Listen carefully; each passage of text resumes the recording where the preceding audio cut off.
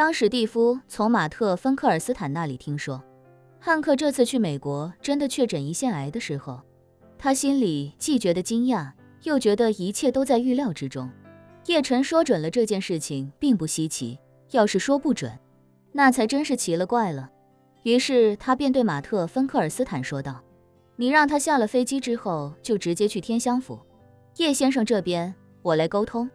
如果叶先生不去，我先去跟他见一面。”马特·芬克尔斯坦立刻恭敬地问道：“罗斯柴尔德先生，那今晚还收他的餐费吗？如果收的话，我提前通知他一下。”在马特·芬克尔斯坦看来，叶晨之前收了每个人每顿饭1000万美金，这次汉克回来，他肯定不会错过这个赚钱的机会。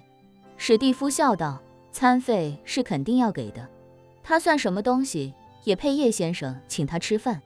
马特·芬克尔斯坦笑着说：“我懂了，您放心，我这就通知他。”史蒂夫挂了电话，便给叶晨打了过去，把情况跟叶晨如实汇报了一遍。叶晨听完汉克回来了，便微笑说道：“这老小子也是够能折腾的。这样吧，他到天香府之后，你通知我一声，我过去见他一面。”经过了10多个小时的飞行，当汉克的私人飞机在金陵机场落地的时候，时间已经是傍晚的7点多。他刚一落地，便马不停蹄地奔赴天香府。当他抵达天香府的时候，洪武刚好就在天香府的1楼坐镇。他赶紧迎上前去，恭敬地说：“哎呀，洪先生，麻烦给安排一下前天那个钻石包厢，晚上我想请叶先生和罗斯柴尔德先生吃饭。”洪武道：“钻石包厢你得提前订啊，今天晚上钻石包厢已经订出去了。”说着，他疑惑地问：“你邀请叶先生吃饭，我怎么没收到叶先生的指示？”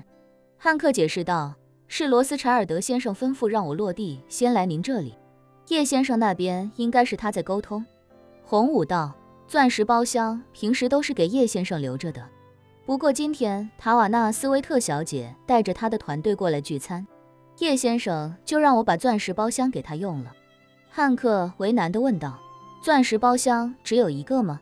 此刻的汉克心里已经对叶晨敬畏有加，他觉得叶晨这种身份在这里吃饭，肯定得坐最好的包厢，不然的话，万一他觉得自己怠慢，自己真是解释不清楚。洪武随口道：“钻石包厢只有一个，不过你可以先去黄金包厢坐一下，我请示一下叶先生。”“好好好。”汉克连忙点点头。“那还辛苦您跟叶先生沟通一下。”洪武给叶晨打电话，接通之后便恭敬地说：“叶大师，那个叫汉克的美国佬又来了，他说要在外钻石包厢请您吃饭，但是钻石包厢现在是斯维特小姐在用，您看这怎么办？”叶晨笑道：“我都在家吃过饭了，你就安排一个别的包厢吧，让他在那等我，我一会儿过去一趟。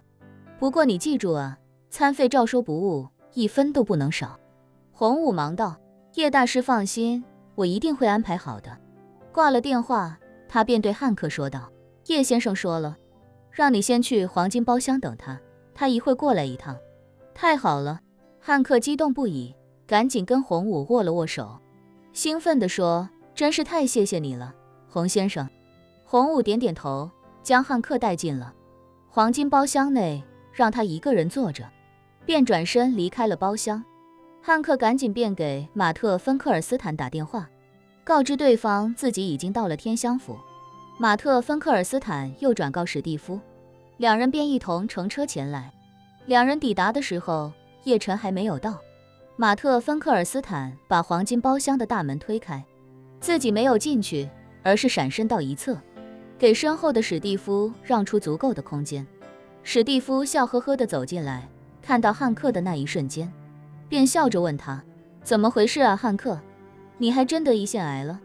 汉克见史蒂夫那满脸笑意，就知道他是故意嘲讽自己，哭丧着脸道：“罗斯柴尔德先生，您就不要拿我打趣了，我真的得了胰腺癌，医生说这个病非常凶险，5年存活率只有1成。”史蒂夫笑道：“1成也没事，对你这种人来说，1成就挺多了。”汉克老脸通红，讪笑道：“罗斯柴尔德先生说笑了，我虽然不是个东西，但也想多活2年。史蒂夫便一脸严肃地说道：那你应该留在美国积极治疗啊，这怎么紧接着又跑回来了？汉克忙道：现在能救我的只有叶先生了，我肯定得回来求叶先生帮忙啊。史蒂夫哼哼2声，说：你走的时候，我记得你好像并不相信啊。回去查出病来，知道叶先生深不可测了。汉克叹气道：不瞒您说，罗斯柴尔德先生，我回来的路上反思了整整一路，我发现我对这个世界知之甚少，对东方大国的神奇之处更是缺乏敬畏。我这次已经打定主意，将来为叶先生马首是瞻。如果叶先生能让我痊愈的话，将来我就和马特一样，长期在华夏定居，全心全意为叶先生效力。这时，房门被人推开，叶晨面带微笑地走了进来，调侃道：汉克，你要是长期留在我们国家，以你这种人的所作所为，是要把牢底坐穿的。汉克见叶晨进来，激动地赶紧站起身，绕过偌大的餐桌，快步来到叶晨面前，扑通一声便跪在地上，哀求道：叶先生，祝您救我一命啊，叶先生。叶晨问他：怎么，这次回美国，胰腺癌确诊了吗？确诊了，汉克赶紧说道。我查了我的X199，数值飙升到600多了。男生平嫂发现我的胰腺位置确实有了病变，情况不太乐观。说完，他哭着说：叶先生，这个世界上只有您能救我了，我求您大人有大量，不要计较我之前的无知，救我一条狗命吧。叶晨感叹道：救你一命也不是不可以，我那天也说了，以后呢，你就是你们这帮人里的课代表，对于你这个课代表，我肯定是要给一些好处的。汉克一听这话，激动的立刻给叶晨磕头，嘴里念叨着：谢谢叶先生，谢谢叶先生。叶晨摆摆手：你先不要这么高兴，我救你可以，但是有一个先决条件。汉克忙问：什么条件？您尽管说。叶晨道：你们之前要兑现的款项，要尽快解决到位。什么时候款项到位了，什么时候我再帮你解决你的胰腺问题。汉克脱口道：很快就可以到位，今天就可以到位，今晚就可以到位。叶晨嗯了一声，继续说：救你的命没问题啊，但是在救命和让你恢复那方面能力这件事情上，你只能2选1，